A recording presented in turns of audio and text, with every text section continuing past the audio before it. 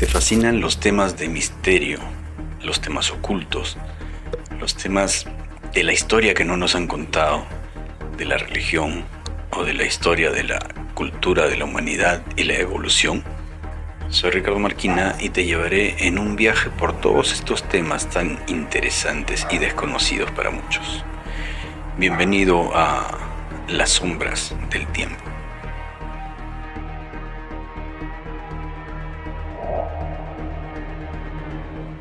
Bienvenidos al segundo capítulo de Las Sombras del Tiempo.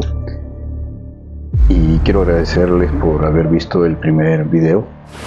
Así que espero que este segundo capítulo les sea de gran interés también. En el primer capítulo hablamos de los evangelios y manuscritos apócrifos. En esta ocasión, y siguiendo con esa línea, complementaré estos textos con los textos ocultos que nos hablan de la posible vida de Jesús en la India y el Tíbet, la tumba de Cristo en Cachemira, la tumba de Jesús en Shingo, Japón, una carta escrita por Jesús al rey Abgaro y la nómina de bancarrota. Así que sin más, empecemos este segundo capítulo.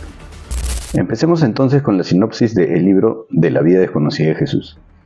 La vida de Jesús en la India y el Tíbet, según el manuscrito tibetiano de Isa. El libro nos hace una descripción de un viaje realizado por el propio autor a través de la India británica hasta el Tíbet, con observaciones y debates sobre temas etnográficos y religiosos, y al finalizar esta se nos presenta un misterioso manuscrito encontrado en el monasterio de Inis, el manuscrito de Isa. En él se manifiesta la idea de que Jesús pasó en Asia, India y el Tíbet parte de los considerados años perdidos de Jesús. Esos 18 años entre los 13 y los 29 años, de los cuales no se hace ninguna mención en el Nuevo Testamento.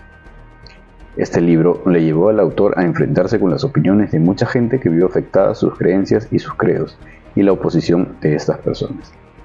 Le llevó incluso a ser encarcelado.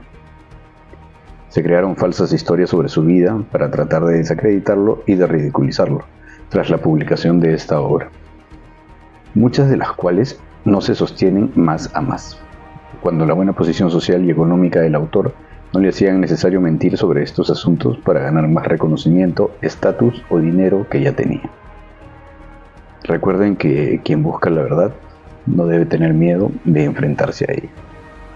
El manuscrito de Isa, también conocido como La vida desconocida de Jesús, es un texto atribuido a Nicolás Notovich, un viajero ruso que afirmó haber encontrado un manuscrito en un monasterio tibetiano en el siglo XIX. Según este documento, Jesús habría pasado los llamados años perdidos, entre los 13 y los 29 años, viajando por India, Nepal y el Tíbet, donde habría aprendido enseñanzas espirituales antes de regresar a Judea. Contenido del manuscrito. El manuscrito describe a Jesús como un maestro que estudió con brahmanes y budistas, adoptando principios de compasión y justicia social. También menciona que desafió las castas y las normas religiosas de la época, lo que lo llevó a conflictos con las autoridades locales.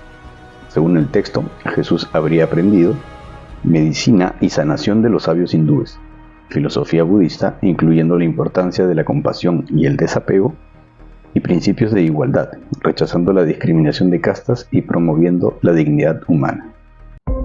Controversia y recepción. Desde su publicación en 1894, el manuscrito ha sido objeto de controversia. Algunos estudios consideran que es una invención de Notovich, mientras que otros creen que podría contener elementos de verdad sobre los viajes de Jesús. No se ha encontrado evidencia arqueológica que confirme la existencia del manuscrito original, y varios investigadores han señalado inconsistencias en la historia de Notovich. Es esta una investigación in situ de Notovich, sin evidencias históricas, solo orales. ¿Creen que puede haber sido este el camino de Jesús en esos años perdidos? En el Corán, Jesús es conocido como Isa ibn Maryam, Jesús hijo de María, y también se le llama Al-Masih, el Mesías. En árabe, su nombre se escribe Isa. El Corán lo describe como un profeta y mensajero de Dios, pero no como divino. El Corán no menciona a Jesús como el Hijo de Dios, sino como el Hijo de María, Isa ibn Maryam. Los musulmanes creen que Isa fue un profeta que predicó a los hijos de Israel y que realizó milagros, como curar a los enfermos y revivir a los muertos. También se menciona que Isa ascendió al cielo y no fue crucificado, según la creencia musulmana. El Corán reconoce a Isa como un profeta importante, pero también destaca su papel como un ser humano enviado por Dios, no como un ser divino.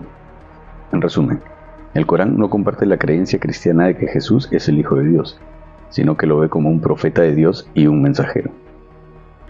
A pesar de las críticas, el manuscrito de Isa sigue siendo un tema fascinante dentro de los estudios sobre los posibles viajes de Jesús antes de su ministerio público. Su relato ha inspirado debate sobre la influencia de tradiciones orientales en el cristianismo y ha sido explorado en libros y documentales sobre los años perdidos de Jesús. La tumba de Jesucristo en la Cachemira, India. Srinagar, conocida como la Venecia de los Himalaya, al estar muchos de sus edificios construidos sobre el lago Dal, conserva un rico patrimonio cultural, superviviente de la época en que fuera entrada al subcontinente indio desde Oriente Medio a través de un ramal de la Ruta de la Seda. Investigadores de la talla de Andreas Faber-Kaiser y los adeptos de la rama islámica Ahmadí aseguran que Jesús migró a la ciudad de Srinagar tras ser crucificado y que murió aquí a la edad de 84 años. Existe una leyenda en la región de Cachemira, al norte de la India, que afirma que Jesucristo está enterrado en la ciudad de Srinagar. Los años oscuros de Jesús. Primero vamos a asentar sus antecedentes. Para esto, vayamos a los años oscuros de Jesús. Y es que por mucho que nos hayan llegado sobre la vida de Jesucristo durante sus últimos años de vida, desde su bautismo hasta su muerte y resurrección, la verdad es que apenas conocemos qué pudo ser durante los primeros años de su juventud. El Evangelio de Lucas no dedica más que un puñado de palabras a esta etapa de su vida, y son conocidos como los años oscuros o los años perdidos de Jesús. Así han surgido desde entonces numerosas teorías que pretenden explicar cómo un jovencito nacido en Moshab de Galilea, hijo de un carpintero humilde, pudo adquirir un grado de sabiduría y retórica tan elevado que cientos le siguieron en vida, y millones todavía comulgan sus enseñanzas 2000 años después de su crucifixión. Unos dicen que su sabiduría le vino dada por su naturaleza divina, y defienden que su juventud la dedicó a ser carpintero como lo fue San José. Otros aseguran que viajó a Grecia, donde aprendió el idioma de los sabios y bebió de las enseñanzas de Aristóteles y sus coetáneos. Pero existe una tercera teoría asombrosa, fascinante, opaca, que es esta que dice que durante su juventud Jesucristo viajó en busca de las tribus perdidas de Israel, las 10 tribus que fueron deportadas de su tierra tras la invasión del imperio asirio en el 732 a.C., y que jamás han vuelto a encontrarse. Siendo los rumores que se daban por aquel entonces, hablamos de leyendas antiquísimas, escarbamos en el subsuelo de la historia. Jesús pudo salir durante los años de su juventud en busca de dichas tribus en la región de Cachemira. Allí conoció a un tipo de sabios influidos por un asceta de nombre Siddhartha. Son los budistas. Según esta versión de los años oscuros de Jesús, aquel que más tarde revolucionaría la espiritualidad del Mediterráneo aprendió los entresijos del alma de la mano de la meditación y las enseñanzas budistas, y pudo ser aquí donde el hombre que fue Jesús alcanzó tal grado de conocimiento y meditación que le convirtieron en la figura de Cristo que hoy conocemos, espiritualmente superdotado. ¿Y si no murió en la cruz? La comunidad Ahmadía, una rama del Islam en extremo compleja e incluso tachada de diabólica o hereje por chiíes y suníes, y dicha rama no duda de la existencia de Jesús como profeta, pero tampoco duda que Jesús nunca llegó a morir en la cruz. Ellos sostienen que fue crucificado, sí, pero que no llegó a morir desangrado, sino que fue curado por un médico judío durante 3 largos días de agonía. Al tercer día pudo volver a caminar, y después de despedirse de sus discípulos más queridos, tomó las pocas pertenencias que guardaba y se marchó a la tierra que tanta paz y tanto amor le reportaron durante su juventud viajera, Cachemira. Yusasaf fue un sabio que habitó en la región de Cachemira en torno al año 100 después de Cristo, un hombre considerado como profeta por diferentes sectas budistas, hinduistas y la rama Ahmadí por igual. Su tumba todavía puede visitarse en la ciudad de Srinagar y recientes análisis científicos han demostrado que los huesos de dicho sepulcro pertenecen a un hombre de origen hebreo. Es un bombazo. Autores de renombre, como Andreas Faber-Kaiser, aseguran que el hebreo enterrado en Cachemira en torno al año 100, conocido según las crónicas de la época por vestir una túnica blanca y mostrar una serie de heridas en sus manos y pies, supuestamente los agujeros de los clavos de su crucifixión, fue nada más y nada menos que Jesucristo. Los Ahmadi cuentan que allí está enterrado Jesucristo y sustentan su ración de fantasías con trazas condimentadas de incómoda realidad, porque aseguran que si llegas a visitar esa tumba en alguna ocasión, podrías ver cómo los pies esculpidos sobre el sepulcro del santo varón muestran las marcas de la crucifixión. No extraña al lector el detalle de los pies esculpidos, porque se trata de una tradición habitual entre las tumbas de los santos asiáticos. Parece ser que Yus Asaf apareció en Cachemira acompañado por una mujer de nombre Marjan, que según él, sin duda alguna, se trataba de María Magdalena. La tumba de Yus Asaf en Cachemira todavía puede visitarse. Se encuentra encajonada en una esquina de Srinagar, escondida en el interior de un edificio pequeño y humilde como pocos, con las paredes húmedas pintadas de cal blanca y el techo de chapa verduzco repasado en 100 ocasiones. Todavía se aprecian los pies agujereados como esculpidos por la mano de un artista principiante. Un hombre santo que las corrientes del desierto trajeron desde muy lejos, desde la tierra misteriosa de Israel. Por otra parte, en el Evangelio de San Juan aparece junto a las referencias veladas al hecho de que el entierro se realizó incorrectamente desde el punto de vista de las costumbres judías. El dato de que alguien trajo aloe y mirra a la sepultura. Ahora bien, en el judaísmo, esas dos sustancias no tienen que ver con el embalsamiento de cadáveres, sino con la curación de heridas. Lo que coincide con la versión en que Jesús fue curado durante estos 3 días. Como vemos, en esta versión de Jesús en Cachemira, hoy en día muchas personas creen que Jesucristo, después de sobrevivir a la crucifixión, fue ocultado en la sepultura y curado hasta que logró huir de sus compatriotas a Persia. Dicen que en ese país prosiguió su labor de profeta con el nombre de Yus Asaf. Después habría proseguido su viaje hasta llegar a Afganistán y finalmente a la India. Cuentan que en Cachemira hizo muchos milagros, se casó y tuvo muchos hijos. Se dice que llegó a vivir 108 años en algunas versiones. Crucifixión y resurrección. Muerte aparente y evasión. Dice el Corán en el Sura 4,157. ¿Y por qué dijeron: hemos matado a Jesucristo, hijo de María y enviado de Dios? Pero en realidad no lo han matado ni tampoco crucificado. Más bien les apareció otro parecido, de modo que lo confundieron con Jesús y lo mataron. Y no lo han matado con certeza, no pueden decir con certeza que lo han matado. Debido a las opciones léxicas y la gramática árabe, resulta difícil traducir y entender el verso de la crucifixión en el Corán. Las distintas interpretaciones posibles dieron lugar a especulaciones, como la que sostiene que Jesucristo no murió en la cruz, o que fue muerto, pero no por las personas que dice la Biblia. Algunos investigadores hablan, en relación con la crucifixión y la resurrección, de muerte aparente o incluso de muerte simulada. Según ellos, a Jesús no le dieron de beber vinagre, sino un opiáceo, con que sus aliados lo anestesiaron. Además, afirman que Jesús murió de forma sospechosamente rápida. Todo acabó pasadas nada más 3 horas, mientras que la muerte en la cruz suele durar días.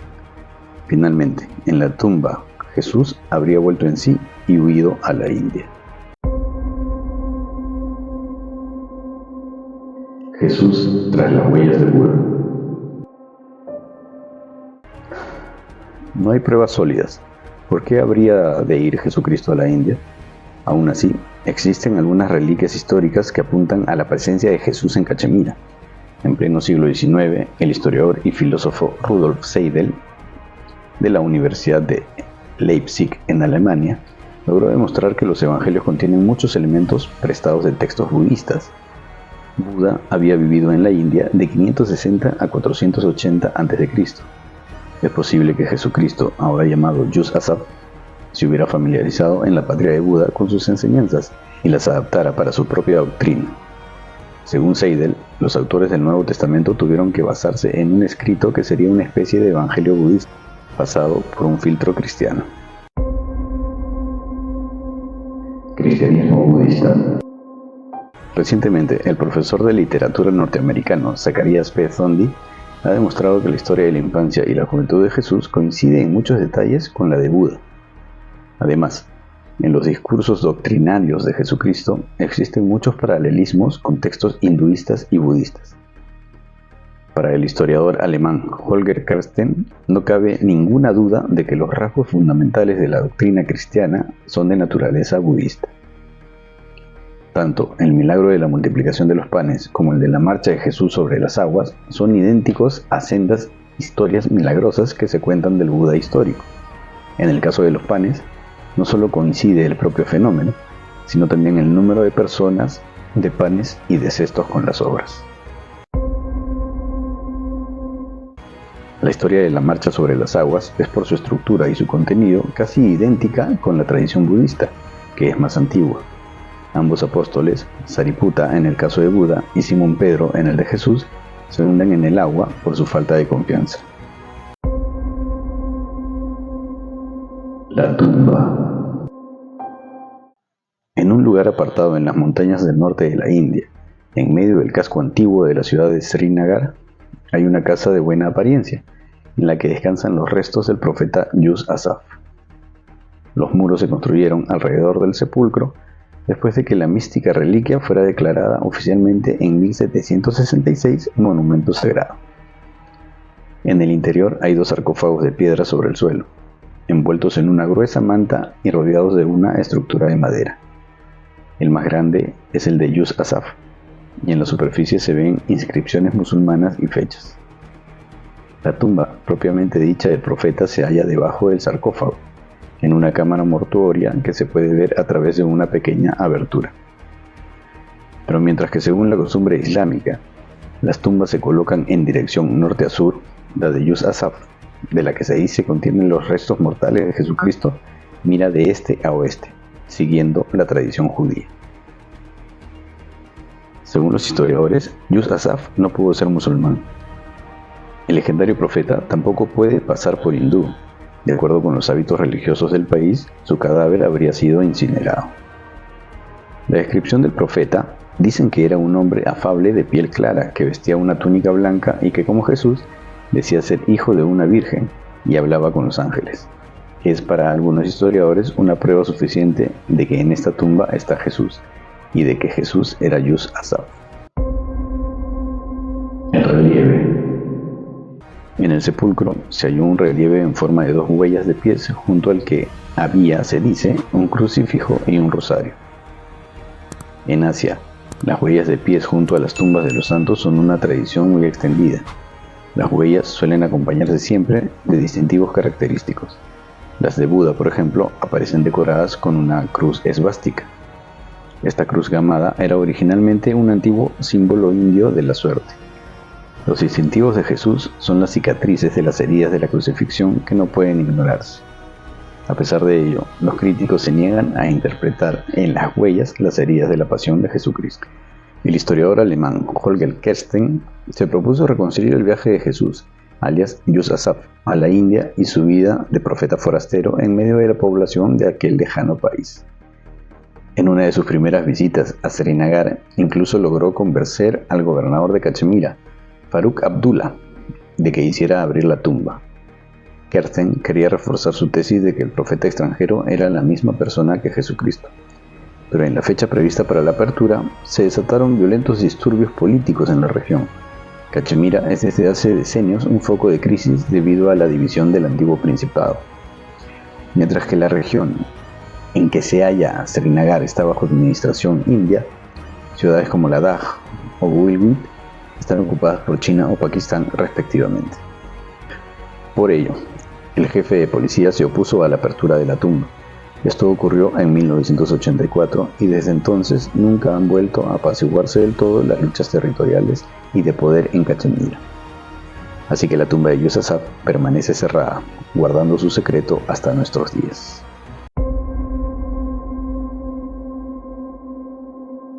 La tumba de Jesús en Shingo, Japón.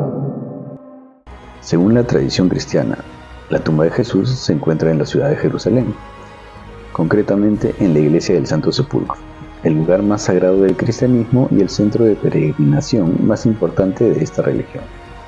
Aquí estaría el lugar donde Jesucristo fue crucificado y su tumba vacía donde fue enterrado y resucitó. El templo que vemos hoy en día se conoce como edículo y se construyó en el siglo XIX para cubrir este nicho. Sin embargo, en la otra punta del mundo, una leyenda local desmiente lo anterior. En la ciudad de Shingo, Japón, se cuenta que realmente es allí donde se encuentra la tumba de Jesús, tal y como afirma una llamativa y curiosa historia. La verdadera tumba estaría en Shingo. La ciudad de Shingo se sitúa en la prefectura de Aomori, en la región de Tohoku, que forma parte de la isla principal de Japón, Honshu. Hasta esta localidad nipona peregrinan miles de personas para visitar la tumba del real Hijo de Dios, según las creencias locales. Jesucristo no murió en la cruz en el Calvario. El que lo hizo fue su hermano Izukiri. Jesús huyó por Siberia y Alaska a la provincia de Mutsu, en Tohoku, con un mechón de pelo de su madre María y una de las orejas de Izukiri. Rezan las leyendas locales, tal y como recoge el turismo de Japón. Según el panel explicativo del parque, a los 21 años Jesucristo llegó a Japón, donde se entregó a diversos ejercicios ascético-teológicos. Cuando tenía 33 años, volvió a su tierra judía, donde pregonó sin éxito su doctrina. Estuvo a punto de ser ejecutado en la cruz, pero Izukiri, su hermano menor, se prestó a morir en su lugar, pudiendo Cristo regresar vivo a Japón a través de Siberia. En Japón, residió en la antigua aldea de Herai, hoy incorporada a Shingo, donde vivió hasta los 106 años.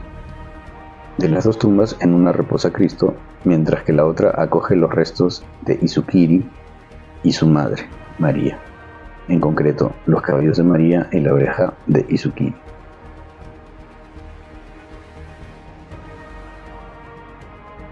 Se puede entender de que este relato es uno de los más descabellados.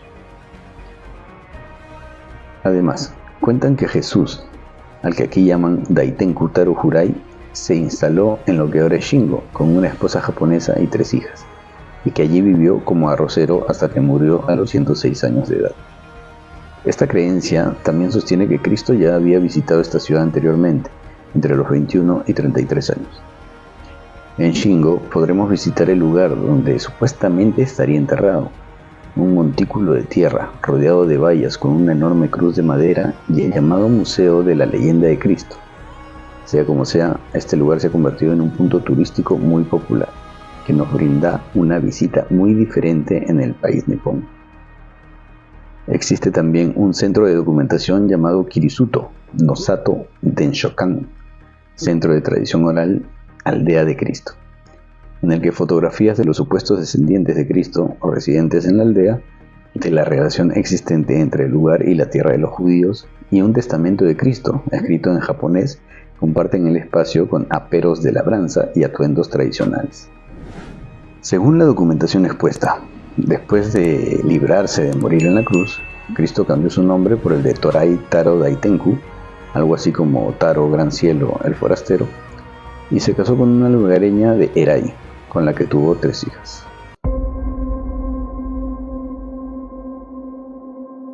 Un descubrimiento basado en documentos falsificados. ¿Por qué existiría en Aomori una supuesta tumba de Cristo? El origen de esta creencia se remonta a la época de preguerra, en 1934. A solicitud del alcalde de la aldea de Herai, el pintor de estilo japonés Toya Banzan visitó la comarca del lago Towada para hacer ciertas investigaciones.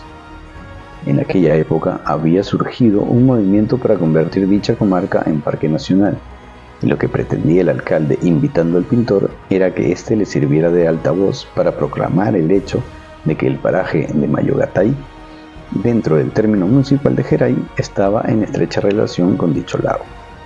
Y en esta etapa de su vida, Toya estaba inmerso en la lectura de un famoso documento apócrifo llamado Takeuchi Bunsho. El Takeuchi Bunsho fue presentado como un documento perteneciente a la familia del estudioso de las religiones Takeuchi Kiyomaru, escrito en misteriosos caracteres que no aparecen en ningún otro documento. Revelan supuestamente la verdadera historia no revelada de Japón, con alusiones a épocas previas incluso a la del legendario emperador Jinmu, al que la tradición sitúa en el siglo VII a.C. Pese a sus pretensiones de autenticidad, es probable que el Takeshi Bunsho sea una invención del propio Takeshi Kiyomaro. Según este documento, tanto el Buda histórico Sakyamuni como Confucio, Mencio o Moisés hicieron vida ascética en Japón. Hasta su entrada en la modernidad, durante siglos Japón sufrió un cierto complejo de inferioridad frente a China, y tras su entrada en la misma tuvo que situarse a la cola de las potencias occidentales. Surgió entonces la pretensión de haber dado origen, en una remota época, a estas dos grandes civilizaciones. En el verano del 35, el propio Kiyomaro visitó la aldea de Erai a petición de Toya para llevar a cabo sus investigaciones. Fue en ese verano cuando descubrió la tumba de Cristo, en la colina entonces llamada Hakadokodate, literalmente mansión del cementerio. Se dice que tras hacer un grave silencio frente a los dos montículos, Kiyomaro exclamó: sin duda, es aquí. Es aquí.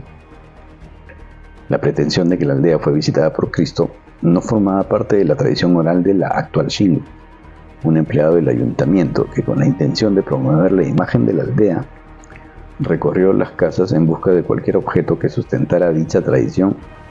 Encontró que los aldeanos que habían vivido en el lugar antes y durante la guerra, había quien se negaba a atenderlo, posiblemente porque había tenido que soportar que lo señalase como uno de esa aldea que dicen que visitó Jesucristo. Tras la derrota japonesa en la contienda, la tumba quedó olvidada durante algunos años.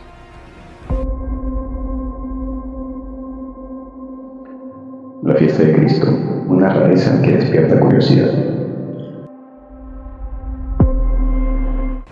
El supuesto enterramiento volvió a ser objeto de atención a partir de la década de los 70, con el boom del ocultismo.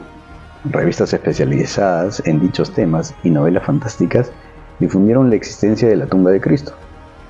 El hecho de que entre los lugareños no hubiera creyentes cristianos facilitó las cosas.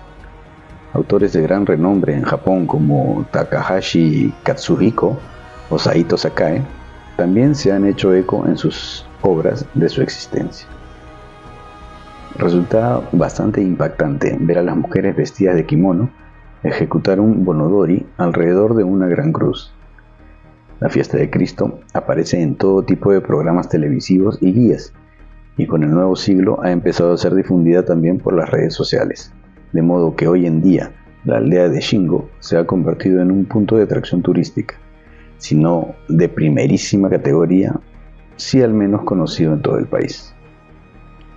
Todos los años asisten a la celebración cientos de turistas, una masa considerable si pensamos que la aldea tiene una población de unos 2.500 habitantes. Por lo que se ha sabido a través de investigaciones, en la aldea no hay nadie que crea que la tumba es verdadera.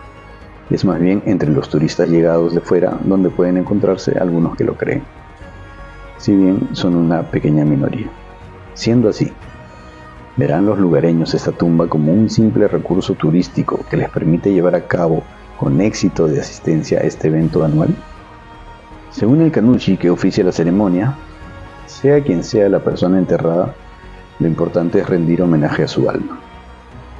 Y si por casualidad se trata de Jesucristo, para el sintoísmo que rinde culto a todos los dioses, esto no representa ningún problema. Los empleados municipales que forman parte del equipo organizador de la fiesta añaden que, tratándose de tumbas de los antepasados de los actuales vecinos de la aldea, no estaría bien abandonar su limpieza ni las ofrendas de flores e incienso. Los vecinos creen en sus antepasados que han venido honrando las tumbas, no en la supuesta tumba de Cristo. El hecho de que el lugar fuera llamado Hakadokodate y del que en él hubiera dos túmulos nos habla de que originalmente se trataba de la tumba de alguna familia, posiblemente muy ligada a la aldea. Hoy día, los vecinos valoran que sus antepasados hayan conservado y honrado estas tumbas. El problema no es lo que hay en su interior. No es, pues, cuestión de credos ni de fe. Lo importante es la comunidad a la que se pertenece y la praxis sostenida por dicha comunidad. En estos 2 capítulos hemos explorado a Jesús y las versiones de lo sucedido luego de ser crucificado o no, como la versión en la que descendió al infierno, que para refrescar el capítulo anterior, según algunas interpretaciones cristianas, Jesús descendió al Hades o al infierno después de su crucifixión y antes de resucitar.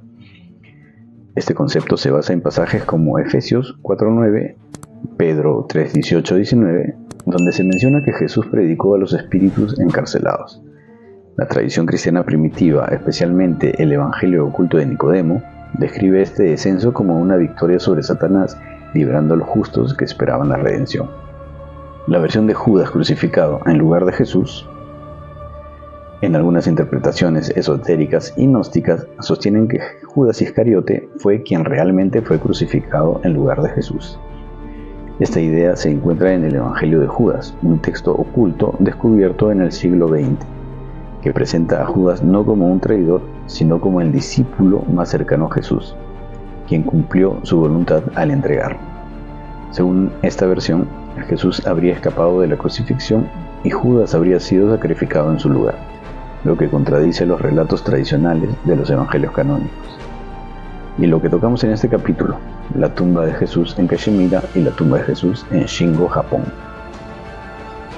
Hemos hablado sobre muchas teorías, versiones, historias sobre Jesús, si fue crucificado o no, y el lugar en donde terminó sus días. Conclusión. Estas versiones sobre Jesús reflejan la fascinación global por su figura y la tendencia a reinterpretar su historia en diferentes culturas. Mientras que la tradición cristiana sostiene su muerte y resurrección en Jerusalén, estas leyendas ofrecen perspectivas alternativas que mezclan historia, religión y mitología. Aunque carecen de evidencia histórica sólida, siguen siendo relatos intrigantes que enriquecen el misterio en torno a la vida de Jesús. Para cerrar este segundo capítulo, siempre se nos ha dicho en nuestras religiones que Jesús no dejó ningún texto escrito, por eso no encontramos nada escrito con sus propias manos en la Biblia. Pero existe una historia sobre una carta redactada por él mismo. Ahora les contaré la historia de la carta de Jesús al rey Abgaro. La historia de la carta de Jesús al rey Abgaro es una leyenda apócrifa que narra un intercambio de cartas entre Jesús y Abgaro V, el rey de Edesa, en el siglo I después de Cristo. La leyenda cuenta que Abgaro, quien sufrió una enfermedad, envió un mensajero a Jesús para pedirle sanación y una invitación a Edesa. Jesús respondió a través de una carta, prometiendo enviar a uno de sus apóstoles para curar la enfermedad y convertir a la gente de Edesa. La leyenda también relata que Abgaro le pidió a Jesús que le hiciera un retrato, el cual supuestamente fue pintado por Jesús mismo y se convirtió en un objeto de veneración, conocido como el mandilión. La carta de Jesús y la imagen de Jesús son elementos centrales de la leyenda de Abgaro y han sido objeto de estudio e interpretación a lo largo de la historia. La leyenda ha sido transmitida a través de diversos textos y tradiciones, incluyendo la doctrina de Addai y el relato de Eusebio de Cesarea. La leyenda de Abgaro ha sido interpretada de diversas maneras, desde una perspectiva histórica y religiosa hasta una perspectiva más simbólica y mítica. La carta de Jesús y la imagen de Jesús han sido consideradas como símbolos de la presencia de Jesús en el mundo y de su poder milagroso. Detalles históricos de la carta y el mandilión. Una imagen que no se articula dentro de los tradicionales parámetros de los ciclos del arte temprano cristiano es el que deriva no ya de un texto sustentante, sino de las leyendas que genera ese texto, en esta ocasión considerado apócrifo. Tal es el caso del mandilión, que se conoce como pañuelo o lienzo del rey Babkar o Abgaro de Edesa, Turquía.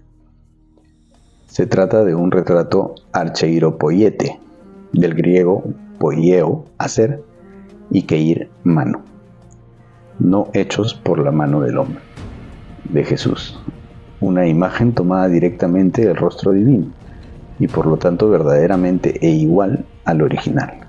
Texto e imagen tuvieron su origen en el Oriente. El texto más antiguo conocido que avalaría la existencia y posterior reproducción del mandilión en iconos está citado en la historia eclesiástica 1.13, 2.1, 6 y 8.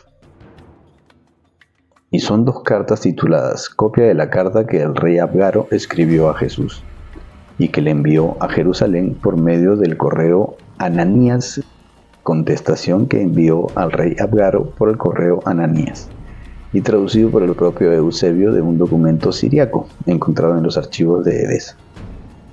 Muchos estudiosos sostienen que es el rostro de Cristo, tal como aparece en el doblez superior del Santo Sudario de Turín.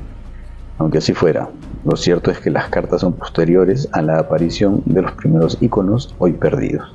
Las cartas se refieren a la historia del rey Abgaro, quien, conocedor de los milagros de Jesús, le escribe alrededor del año 30 pidiéndole que lo cure de la lepra, a la vez que le ofrece asilo en su ciudad. Jesús contesta con una misiva en la que le dice que aún debía cumplir con los designios del Padre, por lo que en su lugar enviará un discípulo, que resultará ser Tadeo o Adai. Este oprime la carta de Jesús sobre su cara y Abgaro queda limpio de lepra. Sin embargo, Eusebio no menciona la existencia del retrato cristológico que surgirá a consecuencia de este intercambio epistolar. Las cartas se conocieron prácticamente en todas las lenguas de la antigüedad cristiana: latín, copto, árabe, etíope, armenio, georgiano, irlandés, antiguo eslavo. Se cree que el relato es una falsificación del siglo III, originada por la minoría cristiana de Edesa para hacer frente al movimiento maniqueo. Sin embargo, muchos exégetas han avalado su veracidad y creyeron y creen en la autenticidad del relato divino. Como respaldo a la fuente eusebiana, se fueron descubriendo posteriormente numerosos papiros griegos del siglo VI o VII que confirman la existencia o por lo menos el conocimiento indirecto de dichas cartas.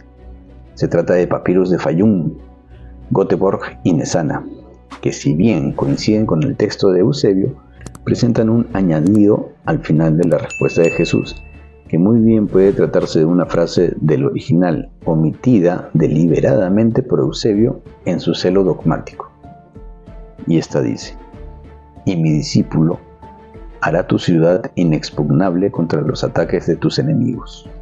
No está claro cómo surge la aparición de un lienzo con el rostro de Cristo impreso, ya que existen varias versiones sobre su origen. La doctrina de Adai, datada en la segunda mitad del siglo III, y Juan Damasceno en su defensa de los íconos, coinciden básicamente en que un pintor fue enviado por Abgaro para obtener un retrato del Señor, pero el brillo que emanaba Jesús resucitado le impide mirarlo a la cara. Cristo toma el lienzo y lo presiona contra su rostro, dejando su imagen impresa, conocida como el mandilión. Ambas fuentes coinciden en citar esa frase final que no menciona Eusebio. Muchos siglos después, Jacobus de Borain recoge la saga en la Leyenda Dorada, y aunque menciona el milagro de la curación, funde carta y retrato en un único objeto, pero no hace referencia al párrafo faltante. Luego de la ascensión de Cristo a los cielos, tal como lo leemos en la historia eclesiástica, Tomás el apóstol mandó a Tadeo, al rey Abgar, tal como el Señor le había prometido. Cuando Tadeo llega hasta el rey y le dice que era el discípulo prometido por Jesús, Abgar ve en su cara un resplandor maravilloso que semeja al de un dios. Sorprendido y asustado por esta visión, adoró al Señor y dijo: «Verdaderamente eres discípulo de Jesús, Hijo de Dios, que me ha hecho esta promesa. Te enviaré a uno de mis discípulos para curarte y darte vida». Tadeo le dice: «Si tú crees en el Hijo de Dios, obtendrás lo que tu corazón le pida». Y Abgar le contesta: «Yo realmente creo y estaré muy deseoso sentenciar a muerte a los judíos que lo han crucificado, si yo tuviera la oportunidad y las autoridades romanas no intervinieran». Abgar era leproso, y como leemos en algunos libros, Tadeo entonces tomó la carta del Salvador y frotó la cara del rey con ella, y en un momento la lepra fue completamente curada. Esta es la historia en cuanto al mandilión. El cumplimiento de la promesa de la frase omitida cobra sentido cuando se sabe por las crónicas que el mandilión fue fijado a la puerta principal de la ciudad de Edesa y que le salvó en el año 544 de caer bajo los persas y también de otros asaltos, cumpliéndose así la promesa de inexpugnabilidad. Como medida adicional para aumentar la efectividad de la imagen y ante la inminencia de un peligro, un niño se paraba sobre la muralla y leía la carta de Jesús a Abgaro, lo que ponía al enemigo aterrorizado y en retirada. La carta escrita tenía tal poder que ningún pagano o herético podía habitar en Edesa y tampoco podía vivir allí tirano alguno o animarse a hacer daño en la ciudad, ya que los soberanos ilegítimos no tienen poderes sobre las fuerzas milagrosas. Solo los legítimos sucesores cuentan con el apoyo de las fuerzas naturales. Esta creencia, que proviene desde mucho antes, pervive hasta fines de la Edad Media. La desaparición del mandilión original y el surgimiento de otras imágenes cristológicas. El mandilión permaneció en Edesa hasta que en 944 fue transportado a Constantinopla, y en 1204 los cruzados venecianos se apoderaron de la reliquia. En ese momento se pierde el rastro del arquetipo de todas las imágenes de Cristo, aunque hay quienes aseguran que fue regalado a la iglesia de San Silvestre en Roma. Por la misma época aparecieron en la Ciudad Santa diversas copias occidentales de la Santa Faz. Simultáneamente, a consecuencia de la aparición de algunos textos tardomedievales apócrifos, se difunde en Europa la imagen Arqueiropoiete del paño de la Verónica, del que hablamos en el primer capítulo. Es la vera icona o vericón, verdadera imagen en la jerga bárbara que mezcla latín y griego, y ostenta el rostro de Cristo plasmado cuando la hemorroísa Verónica o Berenice secó el sudor del Hijo del Hombre durante su ascenso al Calvario. En la imagen oriental, Cristo aparece como flotando en el paño sin cuello. Es un hombre de mediana edad con nariz delgada y larga, boca pequeña, ojos penetrantes, cejas muy marcadas, cabellos oscuros divididos por el medio que caen largos y ondulados a los costados de su rostro. Presenta unos pocos cabellos cortos en su frente y su barba es bipartita. Esta iconografía es la que se continúa representando hoy en día en los iconos que reproducen la Santa Faz. Coincidentemente, las Verónicas muestran rasgos similares, pero tienen cuello y corona de espinas. Ambas representaciones son sumamente parecidas, aunque provengan de distintos ámbitos. Y lo cierto es que, al perderse el mandilión de Oriente, este retrato es sustituido en Occidente por una imagen análoga. Relacionado con la hemorroísa, existió otro retrato de Cristo, hoy perdido, que es mencionado por Eusebio en la historia eclesiástica. La mujer curada, Berenice, Verónica, mandó erigir en su jardín una estatua de Cristo para orar ante ella diariamente. San Jerónimo, en el siglo V, relata en su historia tripartita que Juliano, el apóstata, retiró la estatua de Cristo y puso en su lugar una suya, pero que ésta fue poco después destruida por un rayo. Cristo como taumaturgo. El cristianismo de los primeros tiempos, y no siempre en forma velada, consideraba que el propio Jesús, aunque divino, era él mismo un extraordinario mago. Su poder había logrado vencer a la magia que recurría a la ayuda de demonios, como la de los sacerdotes persas o la de Simón el Mago. La venida de Cristo significó el predominio de una taumaturgia que no recurría a hechizos ni encantamientos, ya que Jesús realizaba los milagros en su propio nombre. El mandilión de Abgaro obraba prodigios porque el lienzo era el arquetipo de las imágenes divinas cristológicas. Era el mismo Cristo, no su representación. La importancia de la imagen Arqueiropoiete es su mera existencia. Su presencia expresa arquetípicamente a todas las imágenes de Cristo.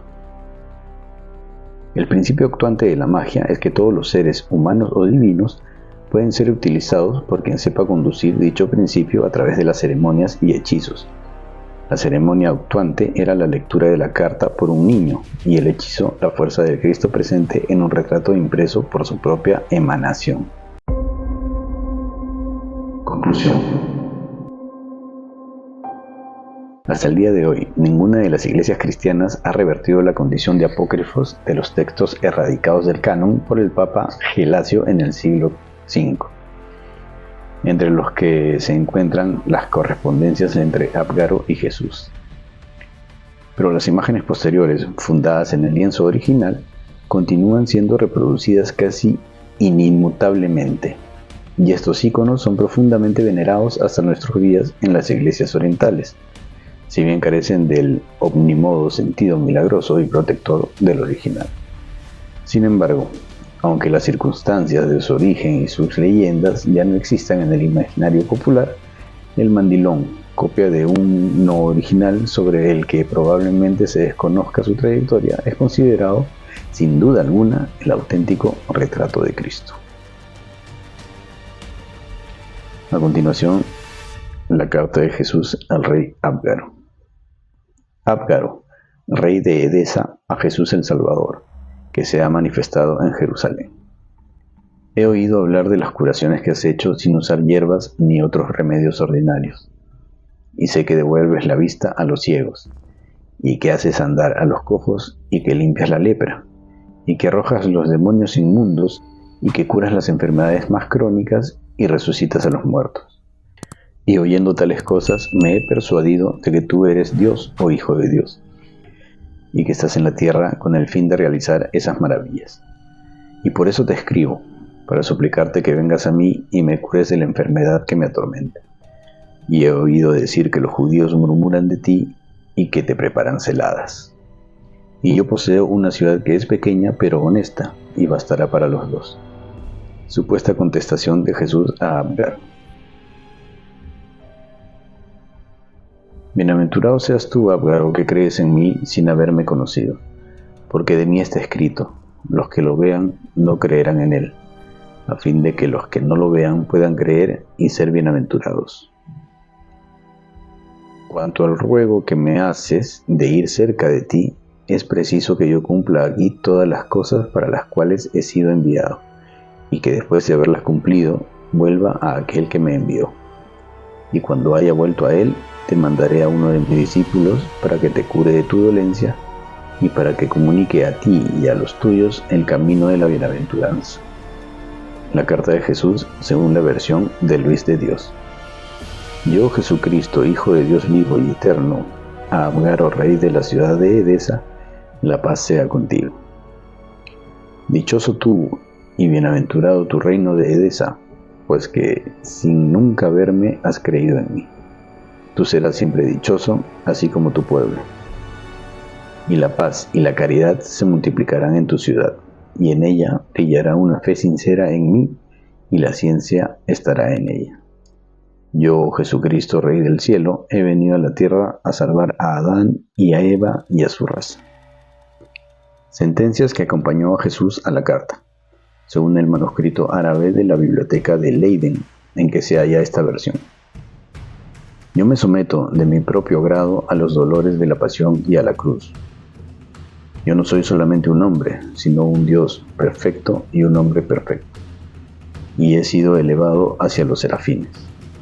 Yo soy eterno y no hay más Dios que yo, y me he convertido en el Salvador de los hombres por virtud de mi amor hacia ellos. Y vivo en toda hora, siempre y eternamente. Y el Señor escribió en esta carta de su puño y letra y la envió diciendo: he dispuesto que seas curado de tus dolencias y que tus pecados te sean remitidos. Y siempre que lleves contigo esta carta, el poder de los ejércitos enemigos no prevalecerá contra los tuyos. Y tu ciudad será siempre bendita gracias a ti. Y estas son las 7 sentencias y las otras palabras que nuestro Señor Jesucristo envió a Abgaro, rey de Edesa, tratando de su divinidad y su humanidad, y de cómo es Dios perfecto y hombre perfecto. A Él sea por siempre toda alabanza.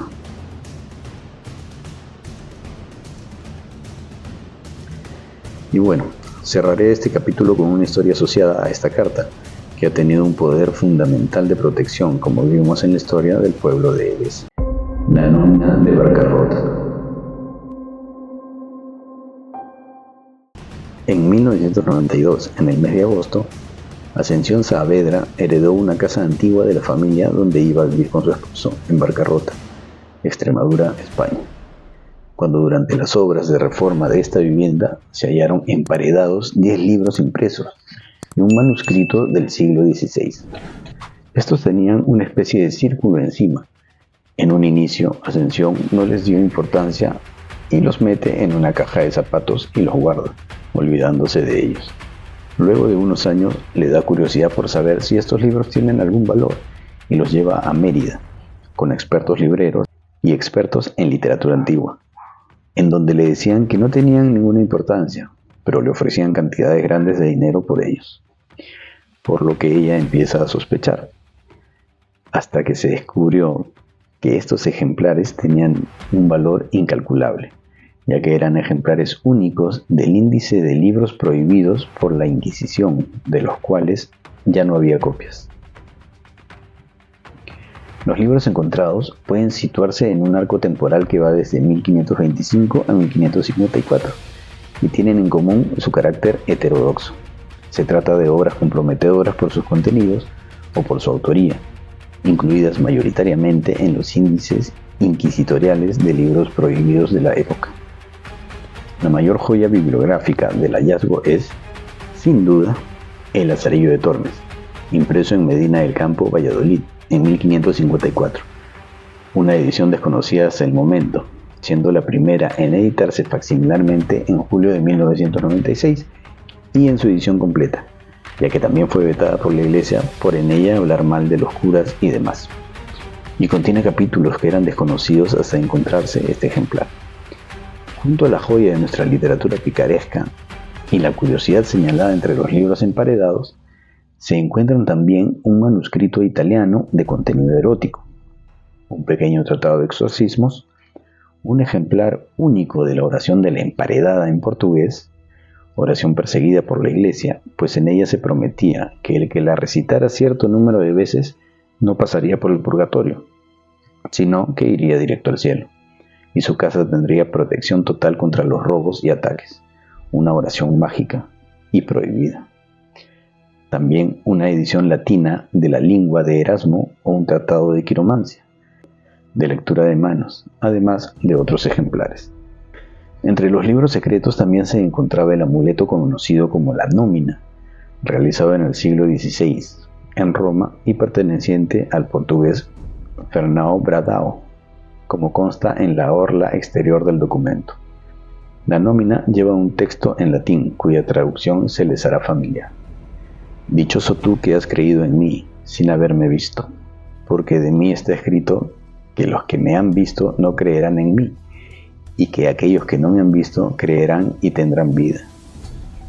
Mas acerca de lo que me escribes, de llegarme hasta ti, es necesario que yo cumpla aquí por entero mi misión, y que después de haberla consumado, suba de nuevo al que me envió. Cuando haya subido, te mandaré a alguno de mis discípulos, que sanará tu dolencia y os dará vida a ti y a los tuyos. Sí, es parte de la carta de Jesús al rey Abgaro. Esta nómina, usada como amuleto en ese entonces, en el tetragramatón, que es el nombre de Dios, el poder de la palabra, tiene también diferentes nombres de ángeles de cortes angelicales y la frase de Jesús al rey Abgar. La casa en la que se hallaron todas estas obras fue propiedad del médico Francisco de Peñaranda, judeo converso, quien había nacido en Llerena, un lugar donde el número de judíos fue muy elevado y donde se implantó una sección del cruel tribunal de la Inquisición. El acoso del Santo Oficio debió forzar la marcha de Francisco de Peñaranda a Barcarrota primero y a Olivenza después, donde existía igualmente una numerosa comunidad judía y donde la actividad inquisitorial, por el contrario, era algo más benevolente. Pero antes, y debido al miedo a que se descubrieran sus libros prohibidos, el médico decidió esconderlos tras una tapia en su casa de Barcarrota, protegiéndolos con la carta de Jesús, así como ésta protegió a Edesa, pueblo del rey Abgaro, de todo ataque de sus enemigos. Esto podría demostrar con hechos que el poder asignado a esta carta es real, ya que dichos escritos únicos y perseguidos y quemados hayan llegado hasta nuestros tiempos. Hoy son custodiados en la Biblioteca de Extremadura, de donde desapareció la nómina, hasta que volvió a recuperarse del despacho de un político de la ciudad, que quizás buscó el beneficio de este amuleto. Nos encontramos, por tanto, ante una biblioteca clandestina, escondida, lo que explica que estos libros prohibidos hayan pervivido durante varios siglos tras una pared de una vivienda particular y solo por casualidad hayan sido descubiertos. Volviendo a Ascensión, la dueña de la casa donde se encontraron estos libros, ella no aceptó las sumas desorbitantes de dinero que ofrecían. Tan solo aceptó una parte, aduciendo que lo único que quería era que estos libros se queden en su tierra de Extremadura y que se muestren a todo el mundo. Les dejaré el enlace a la nómina de Barcarrota para que la impriman y la puedan usar como amuleto de protección en sus hogares. Dejo el enlace en la descripción. Por último, y para aclarar qué eran las emparedadas, ya que se dijo que estos libros estaban emparedados, las emparedadas eran mujeres solteras o viudas que decidían recluirse voluntariamente en un espacio cerrado, generalmente una celda pequeña o una casa, para dedicar su vida a la oración y penitencia. Esta práctica, llamada emparedamiento, por estar rodeada de paredes, 4 paredes, era común en la Edad Media y el Renacimiento, especialmente en España. En detalle, las emparedadas se separaban del mundo exterior para vivir en una especie de reclusión perpetua, a veces con una ceremonia pública que simulaba un entierro. No eran castigadas ni encarceladas, sino que ellas elegían voluntariamente este tipo de vida religiosa, buscando una mayor conexión con Dios y una forma de ascetismo. Algo muy parecido a lo que hacía Santa Rosa aquí en Perú, Santa Rosa de Lima. Las condiciones de vida de las emparedadas eran extremadamente duras, con poca comida y aislamiento, aunque algunos historiadores señalan que las emparedadas podían tener cierta libertad en comparación con otras mujeres de la época, especialmente si eran de familias nobles o estaban relacionadas con la iglesia. Las emparedadas eran consideradas una forma de vida religiosa extrema, pero no todas las que se emparedaban eran santas o beatas. Algunas eran mujeres de clase alta que buscaban la tranquilidad y la soledad, mientras que otras eran de origen humilde que deseaban escapar del mundo y vivir una vida más devota. Y con este dato de la historia culmino este segundo capítulo de Las Sombras del Tiempo, que espero les haya gustado. Compartan este video, suscríbanse y dejen su comentario y opinión sobre estos temas. Así me ayudan a seguir haciendo estos videos con estos temas tan interesantes para muchos de nosotros.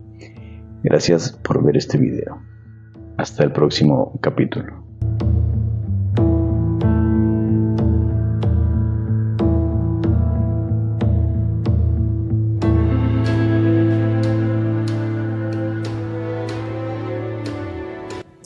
Tenía el brazo en estado de putrefacción y estos seres se lo reconstruyeron prácticamente.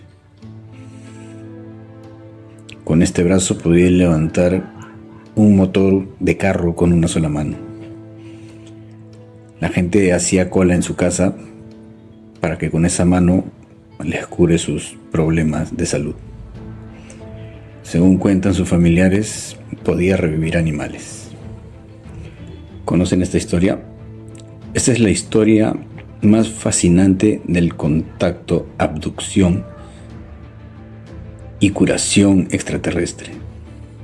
Y se dio aquí en Perú, en la ciudad de Huaraz, del señor Donato Cervantes.